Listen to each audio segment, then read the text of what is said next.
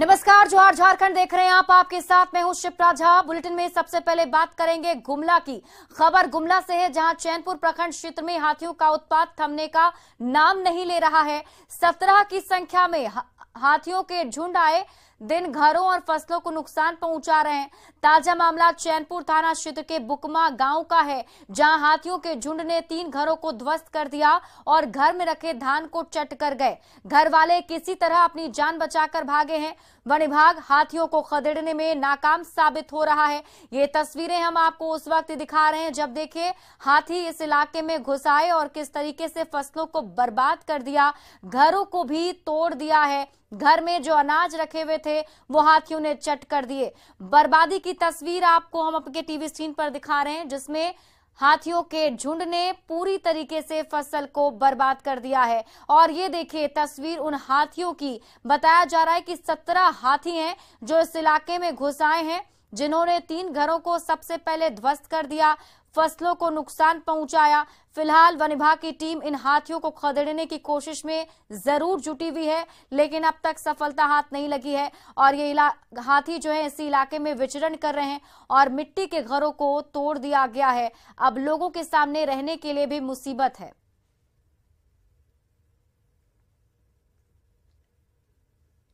वो आला किने से मैंने 5 बजे यहाँ आला कर बाद हमें निकली सेवर कुदाला कर बाद में फिर धोई के फिर आलक फिर घर के तोड़ल कर बाद में फिर पलटी रहल की बटे फिर हमारे बड़का के धर करलक कर बाद छोड़ के फिर हमारे भौजाई के निपाई के गाड़ी आई गलक। गाड़ी आवल कर बाद में छीनी गलक, गाड़ी भाग गलक। खबर रांची से है, जहां NH 143 कोलेबिरा लोहा पुल के पास एक पिकअप वैन पलट जाने से लंबा जाम लग गया। हालांकि पिकअप पलटने से कोई हताहत नहीं हुआ है। पिकअप चालक ने बताया कि एक वाहन को बचाने के दौरान पिकअप पलट गई। और ये तस्वीर आप देख रहे हैं 143 NH की, जहां पर पिकअप वैन अचानक से पलट गया। और हालांकि इस पिकअप वैन के पलटने से कोई हताहत तो नहीं हुआ, लेकिन लंबा जाम सड़क पर जरूर लग गया है।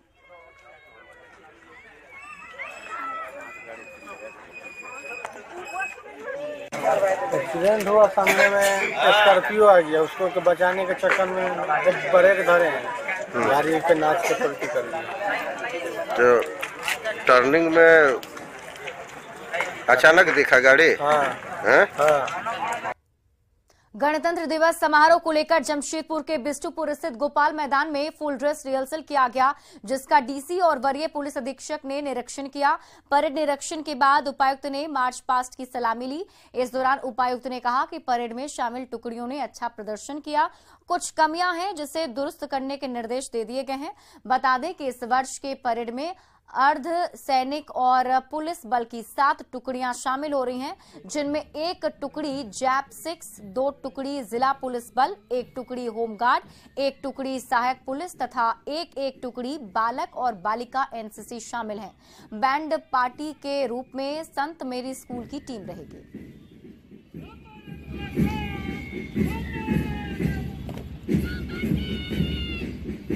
और इसके बाद जिला और जो हमारा जन गण मन गीत जो चल रहा है उसमें थोड़ा सा जोश हमें लगा कि और आ सकता है, तो उनको वो भी बताया है। लोग यहाँ जो ट्रूप्स है, खासकर जो यंग लड़कियाँ हैं, वो कहीं फेंट ना हो जाए, तो हमने ये भी बोला है उनको खाने पीने की यहाँ व्यवस्था भी की गई है और वो अपने भी खुद से अच्छे से खा पी के आ जाए। पूरा जोशपूर्ण माहौल रहेगा। आज जो आगामी गणतंत्र दिवस को लेकर के हमारी परेड की तैयारी पिछले 4-5 दिन से चल रही है, उसी क्रम में आज फुल ड्रेस रिहर्सल का प्रोग्राम था। ओवरऑल परेड काफ़ी बढ़िया था। जो भी टुकड़ी इसमें शामिल हुई है उन्होंने अपना बेस्ट परफॉर्मेंस दिया था। कुछ और चीज़ें बताई गई है जिससे जो 26 जनवरी का परेड होगा वो बेस्ट होना चाहिए, उसके लिए हम लोगों ने इनको कुछ दिशा निर्देश दिए हैं। दुमका में गणतंत्र दिवस समारोह से पहले पुलिस लाइन मैदान में फुल ड्रेस रिहर्सल किया गया। डीसी रविशंकर शुक्ला और संताल परगना के डीआईजी सुदर्शन प्रसाद मंडल ने रिहर्सल के दौरान परेड का निरीक्षण किया। इस वर्ष गणतंत्र दिवस परेड में 14 प्लाटून भाग ले रही है। बता दें कि दुमका में होने वाले राजकीय गणतंत्र दिवस समारोह में मुख्यमंत्री झंडोत्तोलन करते हैं। इस अवसर पर परेड में संताल परगना के सभी 6 जिलों की टीमें भाग लेती हैं। गणतंत्र दिवस समारोह का आज फाइनल रिहर्सल का कुल 14 प्लाटूनें शिरकत कर रही है और 10 झांकियां निकाली हैं। पलामू के नावाडीह गांव में संचालित हिंडोलका कठौतिया कोल माइंस के विस्थापितों ने कोल माइंस प्रबंधन पर वादा खिलाफी का आरोप लगाया है। ग्रामीणों का आरोप है कि कंपनी बिना उचित मुआवजा दिए ही माइनिंग कर रही है। इतना ही नहीं, ग्रामीणों का यह भी आरोप है कि कंपनी सुविधा देने के नाम पर कुछ भी नहीं दे रही। ना तो पानी की व्यवस्था की गई है। आसपास के ग्रामीण पेयजल संकट से जूझ रहे हैं। वहीं ब्लास्टिंग के दौरान भी सुरक्षा नियमों का पालन नहीं किया जाता है। इस पर और अधिक जानकारी दे रहे हैं संवाददाता नील कमल। व्यवस्था तो सर कुछ है ही नहीं, देखने में कुछ है ही नहीं है। इसलिए कि हम देखते हैं सर कि जिसका जमीन है उसको माता पिता जो है से बुड़बक है, उसको क्या करता है कि दूसरे बेटा बन करके लिखवा लेता है और लिखवा लेता है और जमीन को जो है से कब्जा कर लेता है। उसको बेटा जाता है और कुवाटी से पिटवाता है। पानी बिना सब ऐसे मर रहे हैं, चाहे कितना बहुत दूर से पानी ला के पी रहे हैं। कोई व्यवस्था नहीं है यहाँ। और देख ही रहे हैं कि कितना घटना घट रहा है। कोई हाथ टूट रहा है। बघमनवा गांव है, सिका बघमनवा गांव। आज तक ले कोई व्यवस्था नहीं दिया। ब्लास्टिंग करता है तो सारंग बजना चाहिए, आदमी सुरक्षा हो जाएगा कि हाँ वहाँ ब्लास्टिंग होने वाला है। अब विशेष बात ये रह गई कि हम लोग जब ब्लास्टिंग करता है तो पक्कों का घर रहता है, वो करेक भी हो जाता है। पलामू में हिंडाल्को कठौतिया कोल माइंस द्वारा पड़वा में माइनिंग की जा रही है, मगर कहीं न कहीं कंपनी के जो सुरक्षा के जो मानक है उसकी यहाँ पे अनदेखी की जाती है। यही वजह है कि लगातार यहाँ पे घटनाएं घट रही है। इसको लेकर के लगातार यहाँ के जो ग्रामीण है वो मुआवजे की मांग करते हैं। दूसरी बात है कि कंपनी ने जो ग्रामीणों के साथ वादा किया था CSR फंड से आसपास के इलाके में कई विकास के कार्य किए जाएंगे, मगर कहीं न कहीं कंपनी ने लोगों को धोखा देने का काम किया है। नील कमल, न्यूज़ 18 पलामू। प्रसिद्ध जैन संत आचार्य श्री प्रसन्न सागर जी महाराज की मौन साधना 28 जनवरी को 557 दिन पूरा होने वाली है। आचार्य श्री प्रसन्न सागर जी 21 जून 2021 से समेत शिखर जी के स्वर्ण भद्रकूट में अपनी मौन साधना में लीन हैं। उनकी मौन साधना पूरी होने के उपलक्ष्य में मधुबन में 28 जनवरी से 3 फरवरी तक महापारना महाप्रतिष्ठा महोत्सव का आयोजन होगा, जिसकी तैयारी अंतिम चरण में है। इस महापारना को देश का सबसे बड़ा महोत्सव बनाने की तैयारी में जैन समाज जुट गया है। मधुबन स्थित मेला मैदान में पूरे समारोह का आयोजन होगा। इसे लेकर यहां भव्य पंडाल बनाए जा रहे हैं। इस महोत्सव में देश के राष्ट्रपति द्रौपदी मुर्मू और उपराष्ट्रपति जगदीप धनखड़ के अलावा लोकसभा अध्यक्ष योग गुरु स्वामी रामदेव सहित कई बड़े हस्तियों को आमंत्रित किया गया है।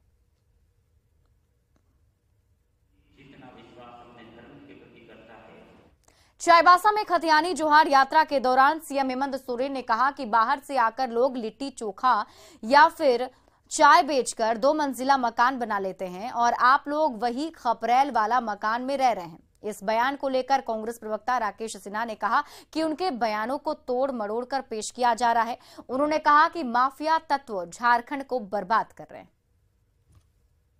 चोखा का मतलब सिर्फ किसी प्रदेश का नहीं है, बल्कि लिट्टी चोखा का मतलब यह है कि जो इस राज्य में जो माफिया तत्व हैं, जो शोषक वर्ग हैं, जो भोले भाले आदिवासियों को, भोले भाले किसानों को, दलितों को जो लगातार उनका दोहन किए हैं, तो हमें लगता है कि माननीय मुख्यमंत्री का मतलब ये रहा है कि अब इस राज्य में व्यक्ति, कोई भी व्यक्ति हो, चाहे वो कितनों वाला बाहुबली क्यों नहीं हो, वो अब दोहन और शोषण नहीं कर सकता है। वहीं बीजेपी ने कहा कि मुख्यमंत्री के बयान समाज को तोड़ने वाले हैं। विधायक सीपी सिंह ने कहा कि सीएम विकास का मॉडल छोड़कर सिर्फ यात्रा कर रहे हैं। जोरदार तालियों से स्वागत करें, जिंदाबाद, तालियां बजनी चाहिए। झारखंड के माननीय मुख्यमंत्री हेमंत सोरेन जी बयान जो देते हैं बराबर उकसाने वाला बयान देते हैं। भाई देखिए, झारखंड एक ऐसा प्रदेश है जहाँ पर खास करके शहरों में जब बिहार हुआ करता था, पहले तो झारखंड भी बिहार में था, तो वहाँ के लोग आते थे और लिट्टी चोखा तो ऐसी स्थिति हो गई है कि अब कोई भी शादी में भोज बिना लिट्टी चोखा के नहीं होता है। तो किसी को इंगित करना ये तो बिल्कुल सरासर अन्याय है। घर में प्रदेश कार्य समिति की मीटिंग में बीजेपी ने मिशन 2024 का एक्शन प्लान तैयार किया तो हेमंत सरकार की नीतियों पर भी करारा वार किया गया है।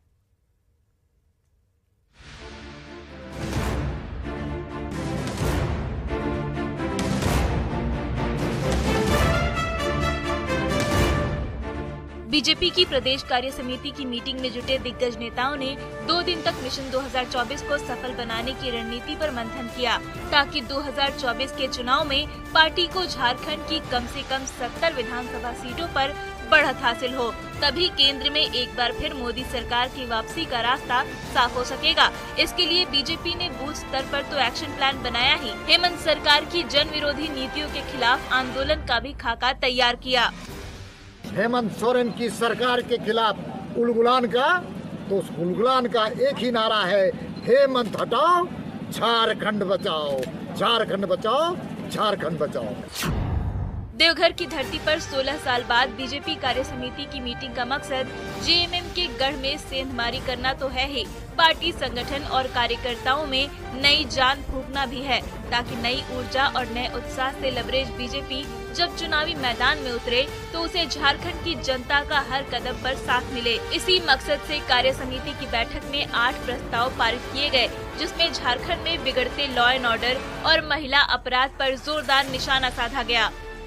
इस राज्य में 3 वर्षों में कितनी हत्याएं हुई, कितने बलात्कार की घटनाएं घटी, जो किसी प्रदेश में नहीं हो रहा है। सबसे ज्यादा इस प्रदेश में हत्याएं हुई, सबसे ज्यादा इस प्रदेश में बलात्कार की घटनाएं घट रही, सबसे ज्यादा 1,78,482 आज संगीन मामले, फौजदारी मामले दर्ज किए गए हैं प्रदेश में।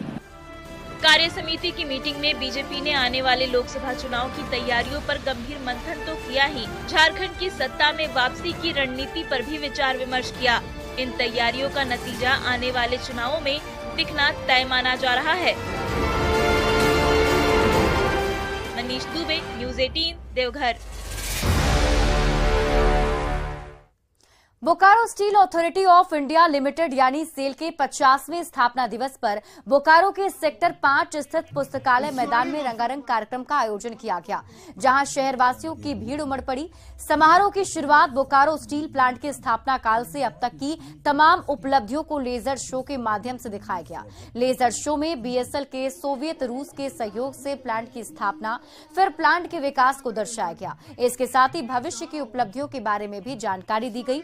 बोकारो में पहली बार लेजर शो के आयोजन को लेकर शहरवासियों का उत्साह चरम पर था। कार्यक्रम में पहुंची गायिका मैथिली ठाकुर के गीतों पर श्रोता देर रात तक झूमते रहे। 1978 को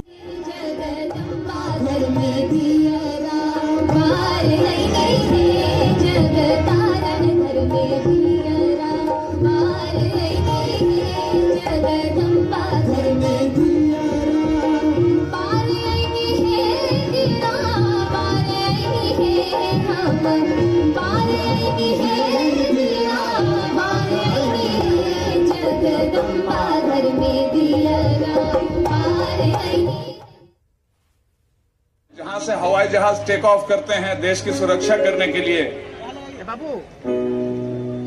उसका रनवे बनता है तो वहां कहीं न कहीं बोकारो का स्टील सबसे पहले लगता है। उसके बाद उसके ऊपर से युद्धपोत से हवाई जहाज उड़ान भरते हैं। और जब देश चंद्रमा पे जाने की शुरुआत करता है, इंडिया का चंद्रयान जब चंद्रमा के लिए उड़ान भरता है तो उसका जो बेस होता है, उसका रॉकेट जब उड़ता है तो उसके रॉकेट का बेस जो होता है वो सेल के स्टील से बना हुआ होता है।